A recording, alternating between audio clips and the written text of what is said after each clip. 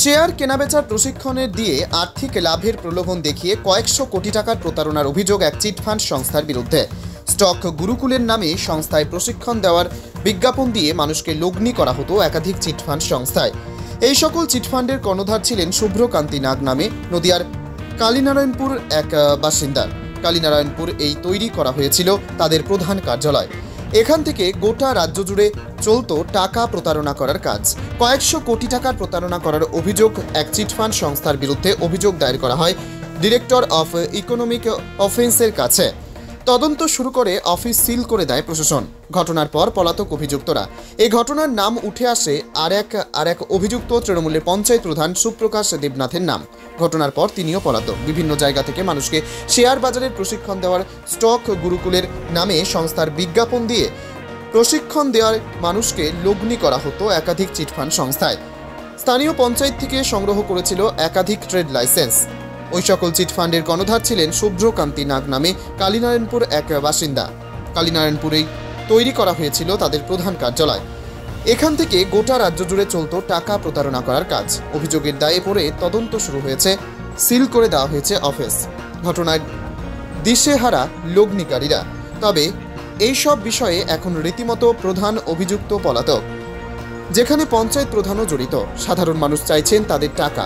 যদিও প্রাক্তন প্রধান বিষয়টি জেনে উষ্মা প্রকাশ করেছেন। তিনিও বলছেন এই সংস্থার কাজকর্ম তার সময়ও হয়েছে।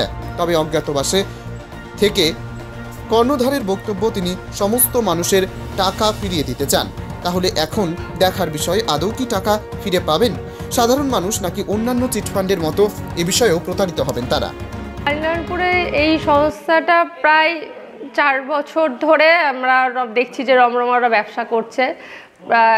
আমি তখন বিগত বোর্ডে প্রধান ছিলাম। আমাদের কাছ থেকে ট্রেড লাইসেন্স নিয়েছিল বিভিন্ন কিছু শিক্ষামূলক প্রতিষ্ঠানের নাম করে, যে এখানে চাকরির যে সমস্ত সেন্টারগুলো হয় সেই হিসাবে। তো সেই হিসাবে 4-5টা ট্রেড লাইসেন্স দেওয়ার পরে ওরা দেখছি প্রচুর পরিমাণে বিভিন্ন নামে ট্রেড লাইসেন্সের জন্য আসছে আমাদের কাছে। তো তখন বিষয়টা সন্দেহ লাগে, তখন আমি আর দিইনি।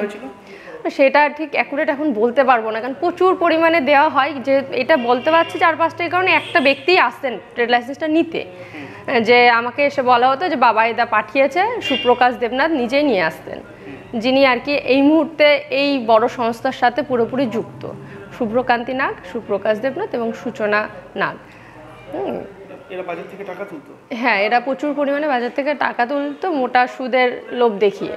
মাসে লাখ টাকায় 4,000 টাকা এইসব বলে শেয়ার মার্কেটে ওরা নাকি টাকা খাটাবে। বিষয়টা কতটা সত্যতা সেটা তো এখন সবটাই জানা যাচ্ছে। সেই জায়গা থেকে আমরা মানে আমার হাজব্যান্ড পুরোপুরিভাবে 3 বছর ধরে ফেসবুকে কন্টিনিউ ওদের বিরুদ্ধে পোস্ট করেছে এবং সবাইকে মানুষকে সচেতনও করেছে। এবার মানুষ তো বিপদে না পড়লে বোঝে না।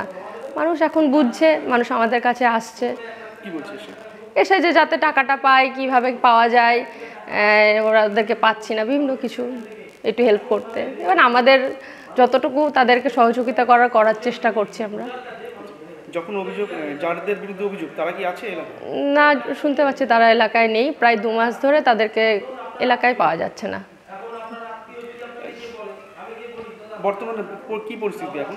বর্তমান পরিস্থিতি, মানুষ হাহাকার করছে। প্রায় হাজার হাজার মানুষ, প্রায় 15-16 হাজার মানুষ যারা এখানে টাকা রেখেছে, তারা এখানে প্রতিনিয়ত আসছে। অফিস বন্ধ, পঞ্চায়েতে যাচ্ছে, প্রধানের কাছে, বর্তমান যিনি চার্জে আছে তার কাছে যাচ্ছে, এই সমস্ত। কিন্তু কোনো সুরাহা হচ্ছে না। মানুষ সে ঘুরে ফিরে বিভিন্ন জায়গায় দৌড়ে বেড়াচ্ছে। এটা কোন পঞ্চায়েত? এটা কালীনারায়ণপুর পাহাড়পুর গ্রাম পঞ্চায়েত। আপনার নাম?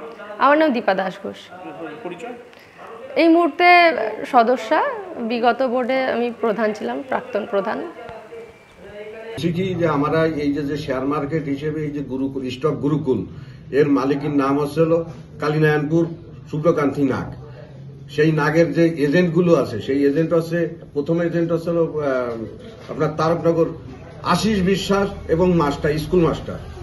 আর তার দ্বারায় বগুলায় অজয় বিশ্বাস, নয়ন বিশ্বাস, সরোজ বিশ্বাস, প্রহ্লাদ ডাক্তার এবং এখানে স্বপন ডাক্তার এবং প্রাইমারি স্কুলের মাস্টার ও হোমিওপ্যাথি ডাক্তার, এতগুলো তার ডিগ্রি। সেই ডিগ্রি নিয়ে আমার কাছে আসে, আমি তাকে 7.5 লক্ষ টাকা দেই। তারপরে 2-3 বার মাথায় আমি 18,31,157 টাকা টোটাল আমি দিয়েছি।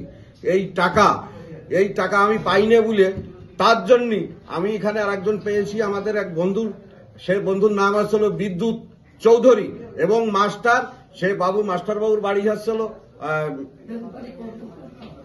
চুপড়ি। তা সেই চুপড়ি যখন আমরা এই সিএনএ যখন আমরা কথা বলেছি, সেই কথা বলার পরে তারা আমাদের এই যে আগে বিদ্যুৎ চৌধুরীর বাড়ি যাইয়ে সেখানে হামলা করেছে। ওখান থেকে হামলা করার পরে তারপরে ওখান থেকে সেরিয়ে এসে আমার এখানে আসে সেই 20-25 জন আমাকে হামলা করেছে। হামলা করার পরে অকথ্য ভাষায় গালিগালাজ করেছে, আরো বলছে তোমাকে দেখে নেব, বাস এই আসছিল। আপনার প্রশাসনকে জানাননি? হ্যাঁ, প্রশাসনকে জানানো হয়েছে, বিদ্যুৎ বাবু জানাইছে, সেইভাবে আমরা জানাইছি, তারপর একটু চুপ হয়ে আছে। আপনাদের কি টাকা যখন দিতেন তখন কি কোনো রসিদ দিত? না, টাকা দিতে পারে রসিদ দিত, তা সবাই পাতো না রসিদ, সবাই পাতো না, কিছু কিছু রসিদ পাইছে, কিছু পাই নাই। আপনারা এত টাকা জমা দেন? এত টাকা জমা দিছি সব এইখানে মাস্টার বাবু, এই যে স্বপন বিশ্বাস, আমার কাছ থেকে 7.5 লক্ষ টাকা এই টেবিলের পর থেকেই আমি দিছি, আর তারপরে অনলাইনে দিছি এই 18,31,157 টাকা। আপনাদের টাকা কি অ্যাকাউন্টে থাকতো?